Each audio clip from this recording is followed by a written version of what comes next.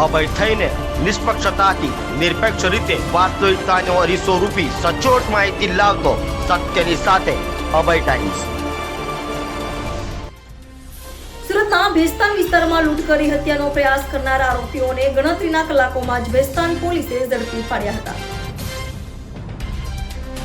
સુરતના ભેસ્તાન પોલીસ મથક વિસ્તારમાં વહેલી સવારે ઘરમાં ઘૂસી ચોરીનો પ્રયાસ કરાયો હતો। જો કે મકાન માલિક જાગી જતા 3 આરોપીઓએ મકાન માલિક પર જીવલેણ હુમલો કર્યો હતો અને મોબાઈલ તથા રોકડની લૂંટ કરી ભાગી છૂટ્યા હતા। તો બનાવની જાણ થતાં ભેસ્તાન પોલીસ પણ સ્થળે દોડી ગઈ હતી।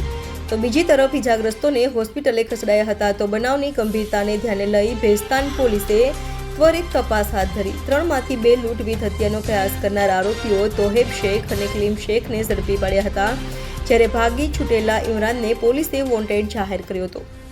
આજરોજ સિદ્દીકીનગર ભીંડી બજાર ઉનપાટિયા કે જે ભેસ્તાન પોલીસ સ્ટેશનના વિસ્તારમાં આવેલું છે, ત્યાં વહેલી સવારે 5:30ના સુમારે 3 આરોપીઓએ ફરિયાદીશ્રીના ઘરમાં પ્રવેશીને ચોરી કરવાનો પ્રયત્ન કરેલ હતો અને આ બનાવમાં તેઓએ ફરિયાદીશ્રી તથા તેમના સગાને જીવલેણ હથિયારથી ઈજા પહોંચાડીને લગભગ 4000 જેટલી રોકડ તેમજ 1500ની કિંમતનો મોબાઈલ લૂંટીને જતા રહેલ છે અને આ બનાવમાં અત્રેના પોલીસ સ્ટેશનના પીઆઈ તથા અન્ય સ્ટાફે મળીને ત્વરિત પગલાં લઈ 3 આરોપીઓ પૈકીના 2ને ઝડપી પાડેલ છે તથા કેટલીક મત્તા રિકવર કરેલ છે।